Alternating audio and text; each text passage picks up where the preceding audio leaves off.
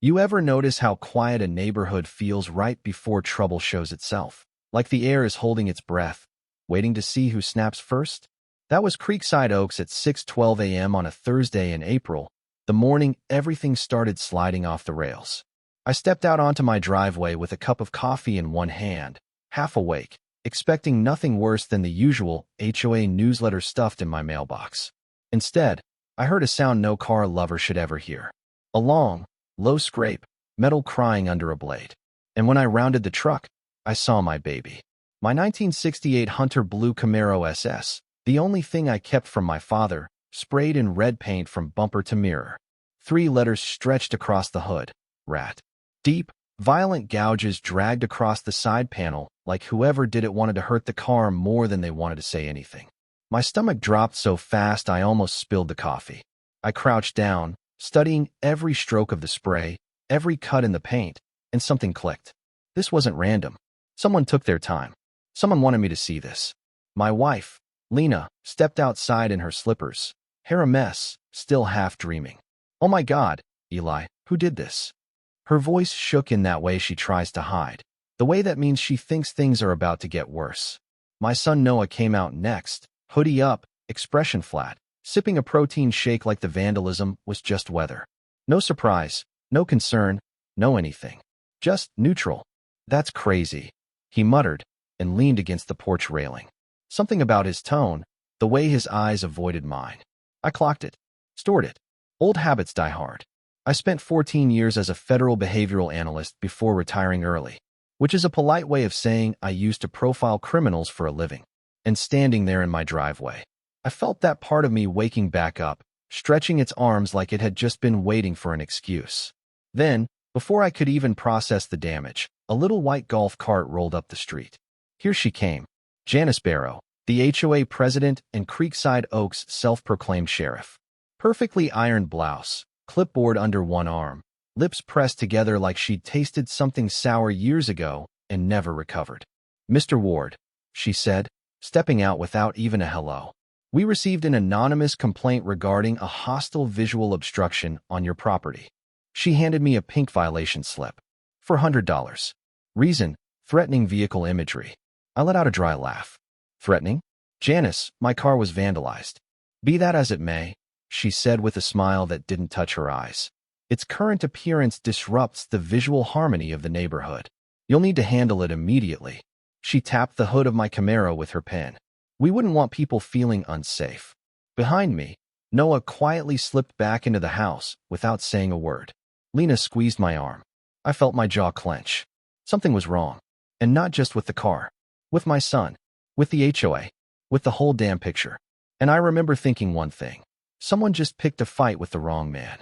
I spent the next hour in my office, staring at the grainy footage from our exterior cameras. Midnight. Hoodie. Black gloves. The vandal moved like someone who'd practiced avoiding detection.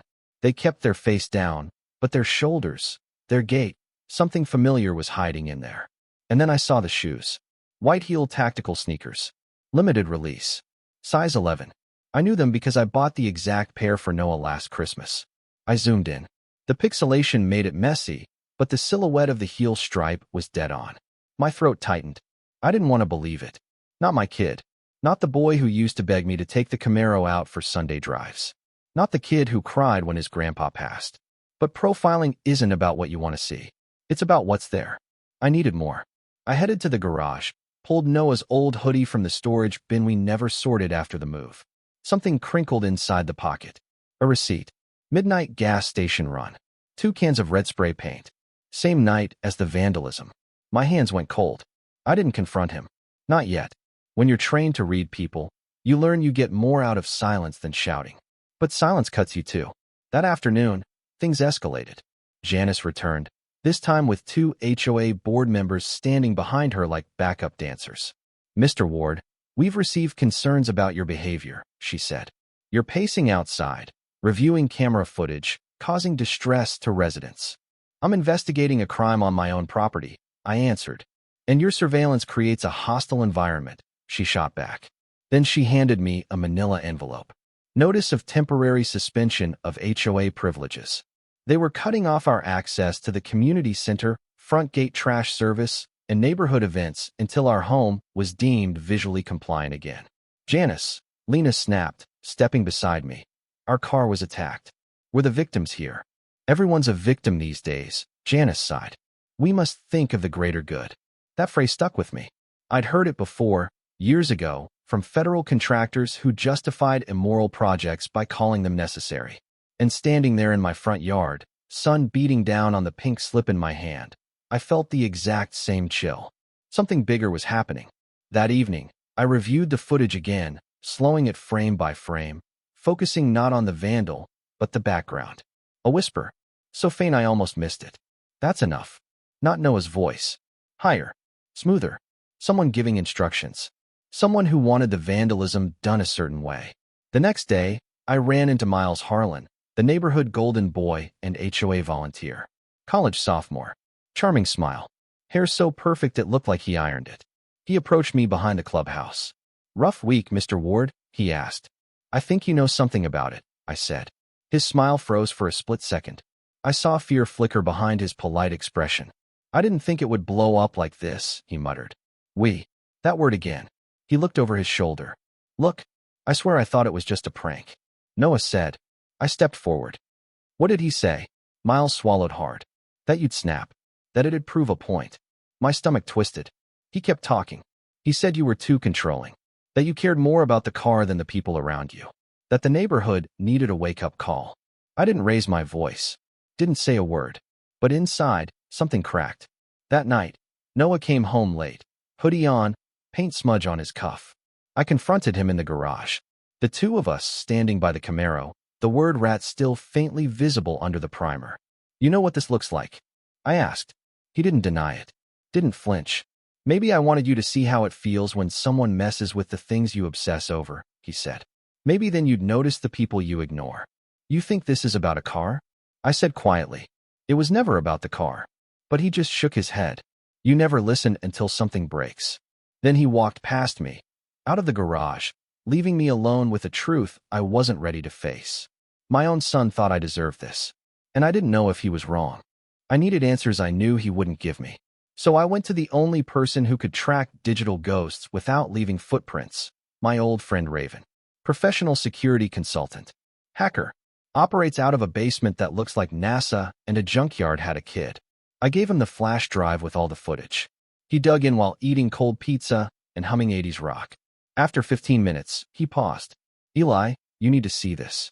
He pulled up a hidden directory connected to the HOA portal. Not Janice. Not Miles. Something deeper. A private network labeled Neighborhood Wellness Initiative. Inside, surveillance photos. Driveways. Trash schedules.